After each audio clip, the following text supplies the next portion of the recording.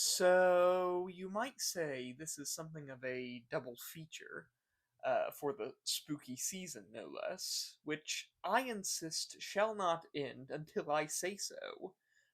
But I wanted to talk to you today about the legendary work of fiction, a tremendous book and a terrific classic horror movie starring none other than the late great Christopher Lee himself, Dennis Wheatley's The Devil Rides Out.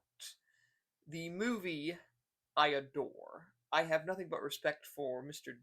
Dennis Wheatley and the concept of the Duke, this stuffy old nobleman, a secret agent and a sorcerer and a grumpy conservative to boot. It is simply remarkable, and he does amazing things with the character. And we only get a taste of that in the movie, but I freaking love the movie. It has its problems, I'm sure. No, I mean it definitely has its problems. Like anything, it's not 100% perfect, but they're very much overshadowed by Lee's performance of the Duke in particular, and uh, uh, he was quite the character, and when Lee performed him, he was like, I think he was like 30 years too young for the role. The Duke was supposed to be a much older gentleman, I think. Yet in the movie, he still manages to come across as this very wise man, this very capable and collected individual, established and powerful, and somewhat and absent-minded isn't the word I'd use. And it seems strange to speak ill of the man at all. But he is very peculiar. In a way, he's very wrapped up in his own ideas, and I think in the stories that kind of gets explored a lot more in depth. In the movie, nevertheless, he almost comes across as a Gandalf-like figure, or a Merlin type. You know, that this advisory, this very capable individual, capable of solving a lot of problems, but not without great cost. He is able to further the plot, not resolve it completely. That happens later, and involving ghosts and angels and more or less God. But I digress. He is. It's almost a situation where, though he isn't necessarily the main character. Though he is very much the main character, and it is a young Christopher Lee, so of course he is in the driver's seat. He's the main character, of course, but it's a little more complicated than that. It's a rather bonkers plot, and to explain the whole thing would be more or less foolhardy, especially in the amount of time I intend for to film this video. I don't necessarily want to be here for an hour, although that would be fun in itself. All I can say is basically Christopher Lee's Duke character.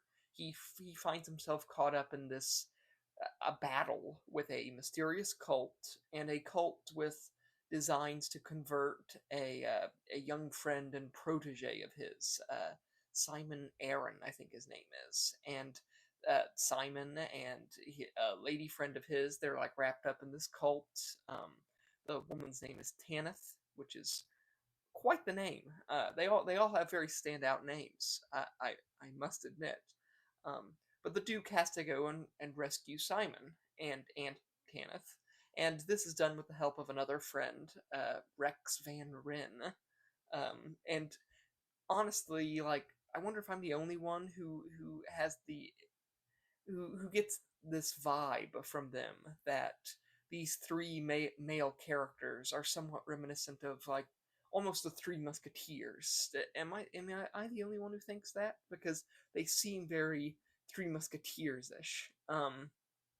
I would argue that another standout character in this movie, at least, is Makata. the villainous leader of the cult, who is, you guessed it, something of a stand-in for English occultist Aleister Crowley. Only this time, instead of the noble, regal, like established gentleman of high standing, we have Makata as this occultist, this deviant, wild magician. This summoner interested in chaos and madness and seeking dominion over the minds and souls of everyone around him. He's perverted and twisted and cruel. He is certainly, in manner, a far cry from the likes of Julian Carswell, but still an aspect of the multifaceted wacko that was Aleister Crowley. So there you go. And throughout both stories is this current of religion, of course, both movie and book. And Dennis Wheatley, of course, he was very much a devout and in many ways an uncompromising Christian. If nothing else, he was very religious, and it kind of shows. Like the Duke identifies throughout the story these various real world pagan icons and figures and practices, and he, of course, brands them all as villainous and malevolent, including none other than the Goat of Mendes, the devil himself, which is a line, a good line, delivered with such strength as only the great Christopher Lee can muster. But it's not necessarily an accurate statement. The Goat of Mendes being a religious figure demonized by Christians. You get the idea. Nevertheless, the tale itself is strong. Twisting and bizarre it may be, but it is a powerful story, and far from a bad time, a bad experience. I do think that the Duke is a character with like limitless potential, and it's kind of a shame Lee never got the chance to reprise that role. I know he toward the later end of his life, he actually talked about it quite a lot. How he kind of wanted to play the Duke again, especially when he was the right age for it. And that would have been something special, let me tell you. But now, I mean, you could still do all sorts with a character like the Duke, especially considering how complicated he is, and in the larger mythos, how he shows himself to be capable of some growth and change. Right, a man who ends up coming to respect those with differing opinions to himself, and nevertheless continue to do battle with the true great evils of the world, including but not limited to minions of the Fuhrer. I mean, remember I said he was a secret agent, among other things. He's like a spellcasting James Bond in the multiple stories that surround The Devil Rides Out. But I digress yet again. Um, yeah, that's The Devil Rides Out, a great book, and I think a better movie. It also had a hand in inspiring Darkest in the Light, my own occult thriller, which is, I think, maybe my best work, and I very much have a soft spot for it. Although instead of like an old conservative man, Darkest in the Light is led by a more or less liberal young woman and a witch who is definitely not a stuffy Christian.